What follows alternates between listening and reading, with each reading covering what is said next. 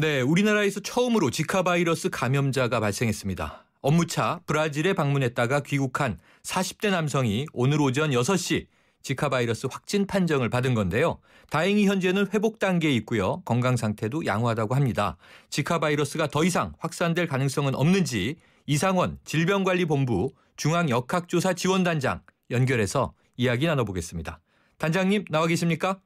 네, 안녕하세요. 네, 자, 이 오늘 깜짝 놀란 뉴스인데요. 첫 감염자 어떤 경로로 감염이 된 겁니까?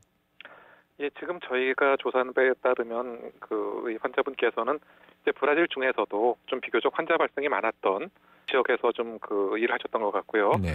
지금 3월 이제 초순이나 중순경에 그쪽 작업 중에 아마 지카 바이러스를 보유하고 있는 그런 모기에 물린 것으로 추정이 됩니다. 네. 그리고 이제 귀국한 이후에 발병을 하신 것이고요. 예. 현재는 근데 다 괜찮습니다. 건강 상태 이상이 없으시고 또 이제 후유증도 없을 것으로 보여집니다.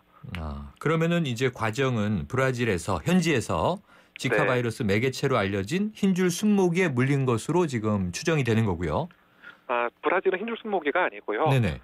브라질은 이제 이집트 순모기 쪽에서 많습니다. 이집트 순모기군요. 네네, 좀 다릅니다. 네. 자, 그러면 역학조사는 다 완료가 된 단계인가요?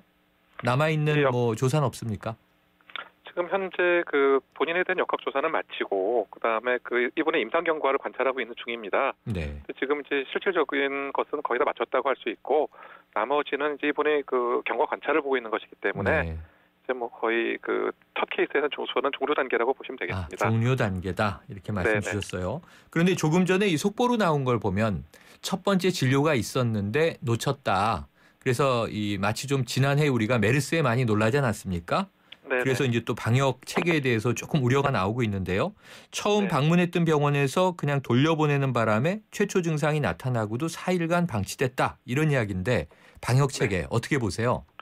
이건 조금 오해가 있어서 설명을 드려야 될 것 네네네. 같습니다. 이게 지카 바이러스의 증상이 어떤 특이적인 증상을 보이는 것이 아니고요. 네. 감기나 몸살하고 사실 거의 비슷합니다.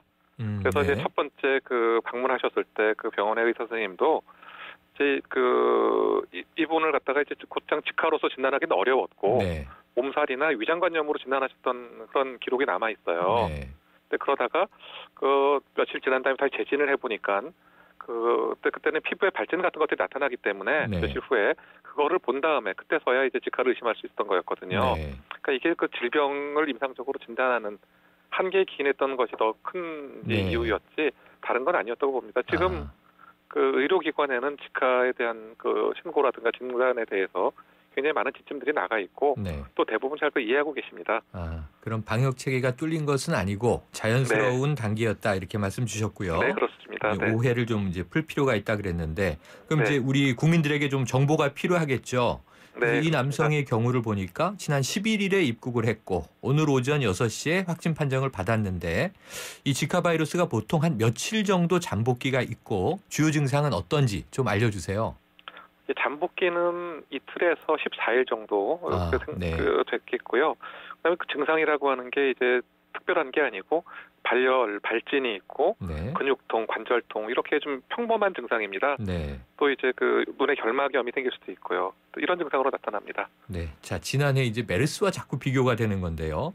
자, 지카 바이러스는 그럼 모기에 의해서 전파되는 것이지 감염자와 단순 접촉이나 혹은 공기를 통해서 감염되는 거는 아닌 거죠?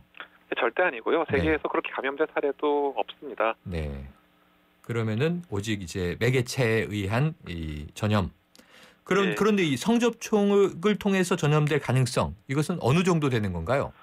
예, 지금 모기뿐만이 아니라 성접촉이나 이제 수혈을 받은 경우에도 네. 예, 감염이 가능합니다. 그런데 특히 성접촉 같은 경우라면 최근에 밝혀진 사실이기 때문에 네네. 아직까지 어느 정도다라고 평가는 정확히는 어렵지만 그래도 감염 가능성은 매우 낮다고 보는 게 네네. 학계의 정설입니다. 하지만 이제 불가능한 것은 아니기 때문에 이런 위험 지역을 다녀오신 분들은 콘돔을 사용하시거나 일정 기간 금욕을 하시는 것을 저희 권하고 있죠.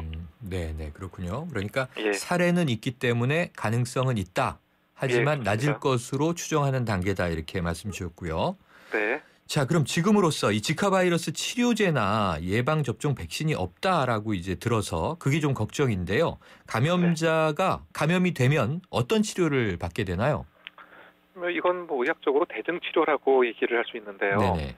열이 나면은 여기에 대해서 열을 내리는 처치, 또 이제 그 뭐 수액이 부족하면 이제 그 탈수가 된다 그럼 탈수를 보충하는 처치, 이런 처치로서 간단히 사실 회복이 됩니다. 네네. 다만 이제 지카 바이러스가 문제가 되는 것은 그 임신하신 여성분들께서 네. 이제 그 소두증을 낳을 수 있는 위험이 높아지기 때문에 그렇게 문제가 되는 것이었는데요. 네. 지카 바이러스의 그런 자연사 자체는 그렇게 위중한 게 아니고 저절로 다 치료가 되는 그런 질환입니다. 그럼 가장 주의해야 될 분들은 주로 이제 임산부, 임신을 예. 예정하고 있는 분들이 되겠군요. 네네. 자, 그럼 이 단순 접촉이나 공기로 감염되지 않는다, 절대 감염되지 않는다 말씀 주셨는데 격리 네. 치료는 따로 필요 없습니까? 예, 격리 치료는 지금 고려하지 않고 세계적으로 격리 치료를 그렇게 권장하는 것도 아닙니다. 네. 그리고 이제 그 오늘 그 환자분을 병원으로 모셔서 진료를 하는 그 프로세스가 있었는데 그 이유는 격리가 아니라 이분들에 대해서 건강 검진을 하기 위함이었죠. 다른 건 아니었습니다. 명확히 격리는 아닙니다. 네, 명확히 격리는 아니다. 네. 저희가 이제 조금 전에 2부에서 또 브라질 현지를 연결했는데 이 지카 네. 바이러스 확산세를 잡지 못하고 있다고 얘기를 하시더라고요. 네. 그리고 이제 우리는 지난해 메르스 사태를 겪었던 이 신종 감염병에 대한 이제 막연한 공포가 또 확산되지 않았습니까? 그때 네, 이제 그렇죠. 포비아라고도 이야기를 했었는데요. 그럼 이 메르스 항목을 좀 되풀이하지 않도록 이 지카 바이러스에 대한 확산 방지 어떤 대책 가지고 계신가요? 일단 그 메르스 이후로 이제 질병관리본부의 인프라는 굉장히 강화가 됐습니다. 네. 부족했던 역학조사관들도 이제 30명 정도 충원이 되고요.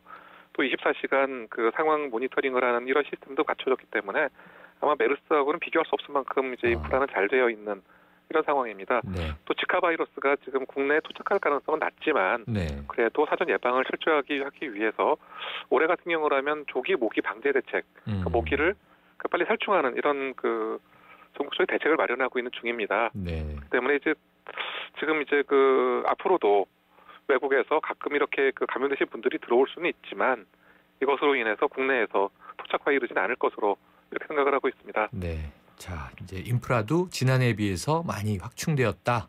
그리고 예. 이제 이 모기 살충이 중요하겠군요.